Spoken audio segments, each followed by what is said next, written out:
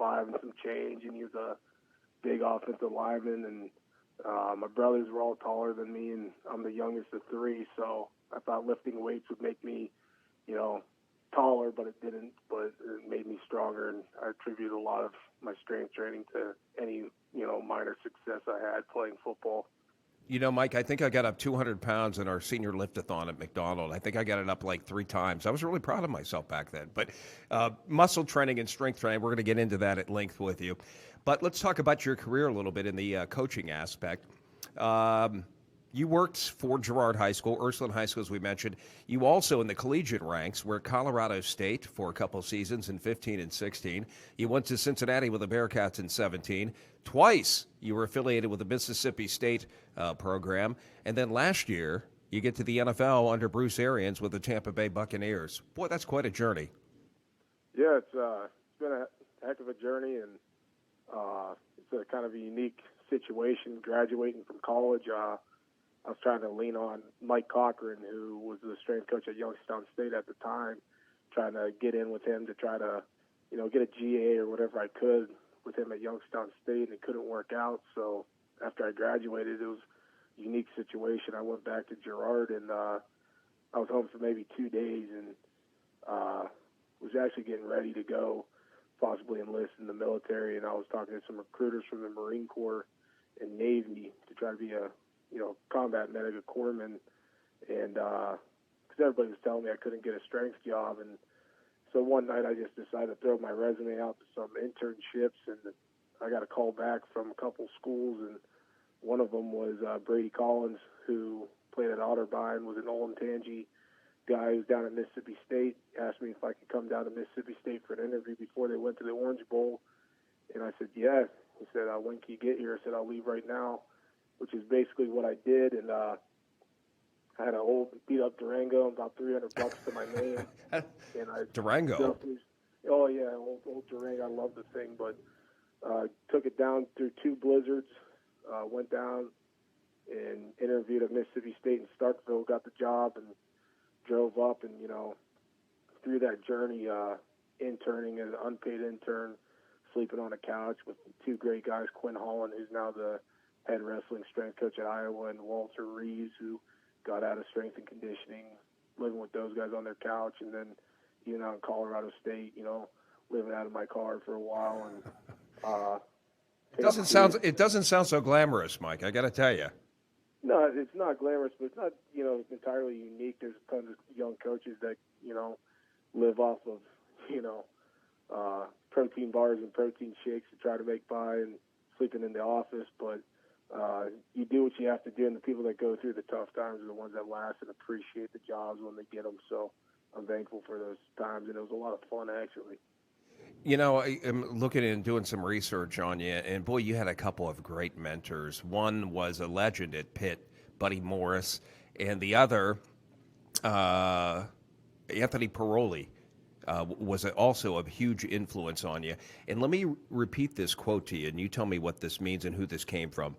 Philosophies are for philosophers. There is a different eclectic way of dealing with weightlifting and applying principles in that subject. Who said the first part of that? Well, that was Buddy all the way. Buddy's big on that. There's a stigma about strength coaches. Everybody has a philosophy, and they're all, kind of stuck in their ways, where we just kind of take what we learn from individuals and gather as much knowledge as we can to make it our own. And in that sense, Buddy was somebody I really looked up to even before I knew Anthony. I met Anthony when he was an assistant at Mississippi State and stayed in contact with him through my journey, and was fortunate enough to work with them for two years. And they're hands down the smartest people I know, and I do a lot of my programming based off of their principles that they've applied and what I saw work with them. But then I also had great mentors in Brady Collins and Ryan Davis, John Michael Clay, Nick Savage, who's a Boardman guy, actually. There's a lot of people that play, pivotal roles. And then even back to my high school coaches, Coach Bud McSorley, Coach Nick Cochran, J.D. Littell, Mark Bello, those guys had tremendous impacts on my work ethic and how I approach players. And college-wise, I took phenomenal college coaches. And then there's experiences, especially in college that, kind of mold the way I coach through a negative influence. But all in all, I had great people in my corner that took me through. When you went to the NFL last year with Tampa Bay, it was a subpar campaign for the Buccaneers and Bruce Arians. 7-9, second place in the NFC Southern Division, behind the powerful New Orleans Saints, who were 13-3. But you were really proud of some of the individual performances. The two great wideouts, Chris Godwin and Mike Evans, of course. Shaq Barrett made the Pro Bowl as an outside linebacker, but as you look back on your stint with the NFL, although brief, were you glad you got the experience, and what was that like for you a campaign ago? That was a phenomenal experience, and especially, Chris and Mike, both of those guys were primarily trained by Coach Paroli, but, I was fortunate enough to train Shaq Barrett through, majority of his stint there in Tampa, and, seeing him going from a good player that was backing up Von Miller to a guy that got his first Pro Bowl was, awesome to see, and that's all on his ability. And I was fortunate enough to have the chance to train the likes of him, and then people like Will Golston, Bo Allen, that developed phenomenal relationships with those two D linemen, and then the offensive line. All of those guys having those relationships and learning how to train a professional athlete, and seeing that different demographic was huge in my approach and how I'm training guys now. And I'm obviously working under Coach Arians' staff. BA is one of a kind and genuinely one of the greatest people I've ever had the privilege of working for. And his staff was so phenomenal. It was hard to leave there, not just because it was an NFL job, but just because, BA staff was so good, and they were such great people. And the players were phenomenal there. And I got to tell you, Mike, you're missing out on TB. Tom Brady's, coming to Tampa. I mean, he could have been there, but. Yeah, no, that's all right.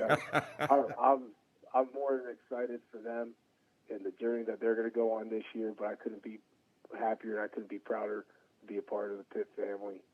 It's interesting at Pitt, and I'm reading here, Pat Narduzzi, who's an Ursuline grad. Boy, it just stuns me, all these area schools and all this area names, all affiliated with these major college programs, much as the case at Pitt. And we'll talk about your brother in crime out there, Mr. Martuccio, in just a few minutes. But Narduzzi interviews you via FaceTime, and he said, quote, "This guy had me won over in over 2 minutes. Considering your passion, your knowledge, and your intensity about weightlifting." How did that make you feel? It made me feel great, but it was a unique situation when he called, because I wasn't expecting a call being down in Tampa and having a contract. I wasn't really expecting a call or anything. I wasn't looking for, a job, and I saw a Pittsburgh number call me, and I actually was squatting myself. I was just training, and I tweaked my trap. I was working a kink out, and my trap was going all the way up to my neck, and I saw this number calling out. I was like, who the heck is this?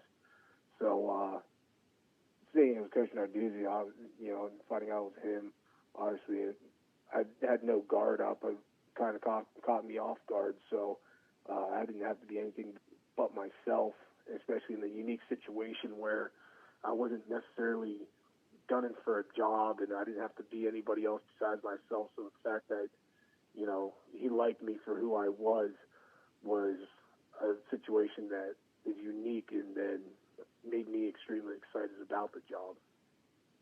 And, you talk about players, and this is a question I've always had, and I'm sure you're going to shed some light on this for me. Individual players, you've got the backs, you've got the receivers, you've got the quarterbacks, you've got the kickers, the defensive linemen, the linebackers, the secondary. There's different training techniques for each, considering they use different muscle groups. Is this true? Yeah, and it's not so much different muscle groups. It's simply looking, each position is so different from a biomotor and bioenergetic standpoint that each position might as well be its own individual sport. So you got to look at the energy systems utilized in the sport by position. You have to look at the intensities, the tactical and technical elements of each position, and what the physiological and even psychological demand of each position call for on each individual athlete, and you have to have a subjective approach to training for the individual, but at the same time not going overboard, but where you're writing one program for each individual person. So you try to narrow it down as much as you can to pinpoint the, lowest hanging fruit, highest hanging fruit for the individuals, while also looking at it from a positional standpoint, seeing what do you need to do to get them ready to play on Saturdays or Thursdays, whatever day it may be, get them ready for the game.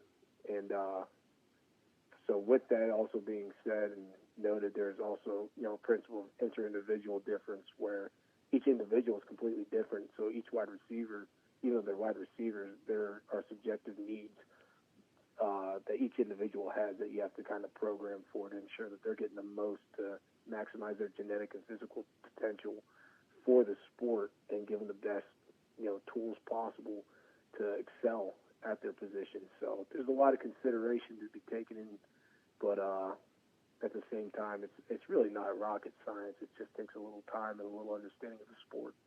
And we're talking to Mike Stacchiotti. His friends call him Stacks. He was hired by Pat Narduzzi to be the head of the strength and conditioning program with the Pittsburgh Panthers. And, we talked about Brandon Martuccio earlier, another local guy, your brother in crime, and he's underneath you with the Pitt staff. And Brandon's an interesting fella. He's a biochemistry major, and he provides a big lift for you, and it must be nice having someone right alongside you from the area that you've known for so long and coached with, helping you out. Yeah, Brandon's phenomenal. And as a young strength coach, Brandon came with us he took a position at Washington and Jefferson after he graduated, and then came to intern with us as an unpaid intern at Mississippi State. Then we got him lined up for a short internship in the preseason with the Arizona Cardinals, and then a graduate assistant job at Indiana State. So he's a very young strength and conditioning coach, but at the same time has a lot of potential. And obviously, being a guy from the area, he's somebody that is a gritty guy, hard worker. So he has all the intangibles. It's just getting the experience and taking that experiential learning and growing from it each day. He's been doing a phenomenal job for us, but he adds on to the staff. I got other guys on the staff that are phenomenal, like Austin Steffen. He's a Pittsburgh native. He played ball with me at Baldwin-Wallace University, and he's one of the smartest guys I know. He's actually valedictorian of our class, well, not our class, but his class in exercise science. And then I had Davon Gordon, who's from Wheeling, West Virginia, played at West Liberty. And Davon was a guy that we hired at Mississippi State prior to me and Anthony Filoli leaving for Tampa Bay. He's another phenomenal strength coach, outrageously good on the floor. And then Tyrone Smith, who was another Pittsburgh native, played defensive line in Division I, and he's another great coach on the floor and has great rapport with the athletes. So they're all very knowledgeable. They're all very good, and I'm honored to have them on my staff. And, I think it helped, too, Mike, that you were so successful in football. You mentioned Baldwin-Wallace. I think you graduated in 2014, which wasn't all that long ago. 3-year letterman out there. You were a captain, I believe, as a senior, playing both ways as a fullback and a linebacker. How much does it help in the strength and conditioning aspect to have been a former player yourself? I think it would be hard to come into a football setting and not have experience as a football athlete. Not saying that's impossible, but I really believe it helps with the empathy and understanding what players are going through. I think it's hard to ask somebody to do something that you've never done yourself. And on that standpoint, I think it's important, not necessarily having to be a rock star at playing football, but just having an understanding of the sport by going through it, asking guys to do stuff that you've done before, and not, having that issue of them doubting what you're saying or doubting that you understand what they're going through. And, I think that helps a lot. Pittsburgh last year, let's take a look at your fortunes for 2020. Okay, first of all, you replaced Dave Andrews. What was your assessment of the job that Dave did? And what are some of the things that you're going to incorporate and put your own stamp on the Pittsburgh Strength and Conditioning program, Mike? I think we came into a good spot. I think Dave and his staff did a great job with the guys. I think they ran a tight ship. I think, there's just little differences in program philosophy, just a different approach. It's how we do stuff. Some different movements are implemented.